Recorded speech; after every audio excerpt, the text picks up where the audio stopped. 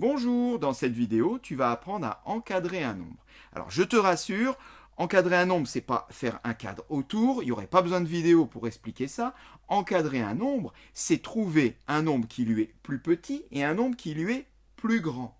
Et pour cela, on va avoir besoin d'un symbole. Je rappelle les deux symboles d'inégalité, et plus petit que et plus grand que.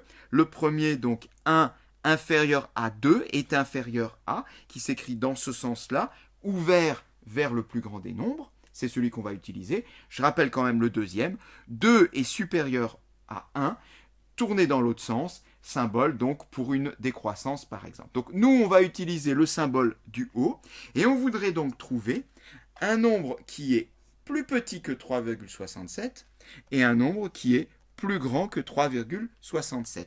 Si j'arrive à trouver ça, j'aurai trouvé un encadrement de 3,67. Alors, sans regarder dans les détails ce qui est écrit, un nombre plus petit que 3,67, pas trop éloigné de 3,67, il y en a un assez facilement, c'est 3. 3 est bien plus petit que 3,67. Un nombre plus grand que 3,67, juste après 3,67, il y en a un assez facile, c'est 4. Alors, 3 et 4 encadrent bien 3,67.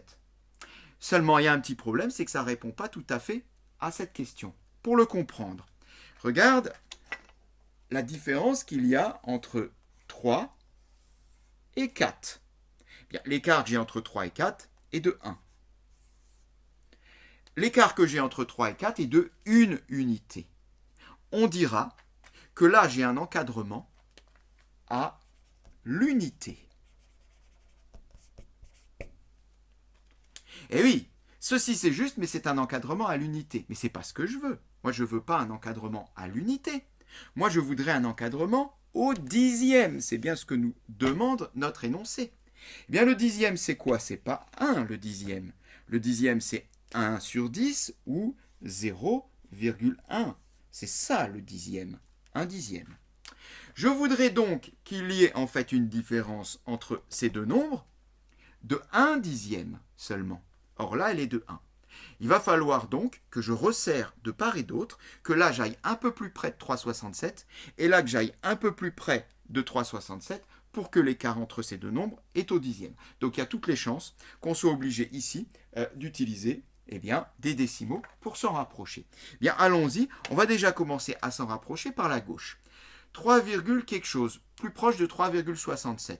Bien, on pourrait mettre par exemple 3,5. 3,5, c'est pas mal. Parce que 3,5 ou 3,50, si je rajoute un zéro inutile, on voit bien que c'est plus petit que 3,67, 3,50.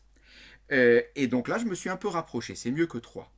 Le problème, c'est que là, entre 3,5 et 4, j'ai 0,5 d'écart et pas 0,1. Donc, j'en suis toujours pas au dixième. Celui-là, c'est pas le meilleur, 3,5. Au dixième, donc avec un chiffre après la virgule, je peux encore aller plus près. Je peux encore aller jusqu'à 3,6. 3,6 ou 3,60 est bien plus petit que 3,67. Donc là, c'est parfait.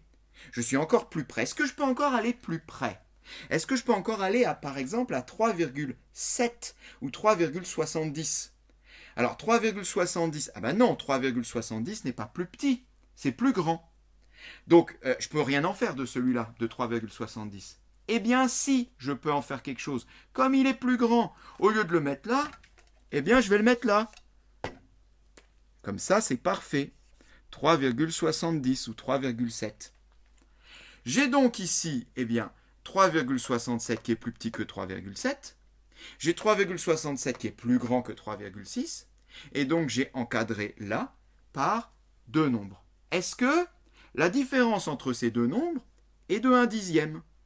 3,7 moins 3,6, et oui, ça fait tout pile 0,1. Parfait, bien c'est terminé. 3,6 inférieur à 3,67 inférieur à 3,7 est bien un encadrement au dixième demandé. Et cette séquence est terminée.